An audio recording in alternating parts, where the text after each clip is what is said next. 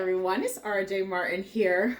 Quick episode of Sips and Chill with RJ today. Happy Sunday. Sips and chill, lips and chill. Sips and chill with RJ. Y'all see I'm standing today because I wanted to do this. It's going to be quick. And it is about the king of rock and roll, Elvis Presley. Yes, that subject y'all are sick of hearing me about. And I'm coming back anyway because I love him. So it has come to my attention that a lot of people see that he is the king of rock and roll that stole from other people. Now, we have discussed this, and I'm going to tell you again that it's not true. Something that I love about Elvis was how humble he was. Because guess what? The title came to Elvis back in 1969, right when he did his Vegas residency at the International Hotel. So, Elvis never claimed to be king of anything. In fact, one of his favorite artists, who may I also mention was a black artist, Fats Domino, was in the crowd. And if you've seen the movie, that actually happened in real life. He grabbed him and he said, "Come here, Fats." He said, "This is the real king of rock and roll. Everything I got was from this man." A black man, a white man saying that a black man was the reason he started in the business. And then there's so many people I've seen lately, they're wanting to say that Elvis is like, they do it like out of slander and spite and like this very rude to prove a point. He is not. Elvis knew exactly where he came from. Rock and roll music started with, if y'all don't know, the song from Sam Phillips, Sun Records. It's called The Rocket 88 by Jackie Gleason. And Ike Turner, you know, with Ike and Tina, Ike's ex-husband, Tina's ex-husband, Ike. Yeah, he was on the piano and he helped write the song.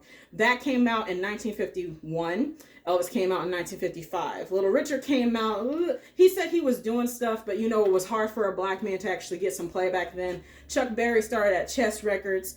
Chuck Berry is known as the father of rock and roll. Little Richard is known as the architect. Elvis is known as the king of rock and roll, a title he never, ever accepted at all, but it is, in fact, on his name. So, people would call him the king of rock and roll, and he was like, yeah, that's not me. People would even call him just flatly the king. Let me let you know how I feel about Elvis in this right. He, being a humble Christian as well, raised Christian, you know, we all mess up in life, so I won't get far into it. He's done some things. I've done some things. I'm pretty sure viewers have done things. We don't need to get into it. We all have sinned and fallen short of the glory of God. Who are we to judge? He actually said, though, being the humble man he is, God is king. Jesus is king. I'm literally just an entertainer. He always did that. He always corrected that. He never ever made one claim in his life. And that's one reason I love him very much. The humble. I love a humble man. That is one of the sexiest men ever. There are men who always want to show how big their shticks are. He was not one of them. I kind of wanted to get down into that right there, but we ain't going to do that. But I love him for that sole purpose. Because he could have said that. But he didn't. He was humble.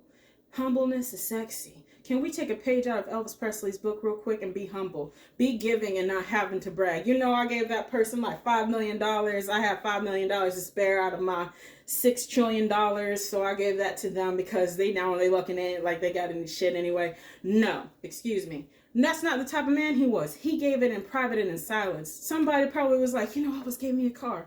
And he just to help because he knew how it felt to be without. He knew how it felt to be without proper living facilities, without a car, without food. He blessed people like that. Let us be blessings as well. RJ's out.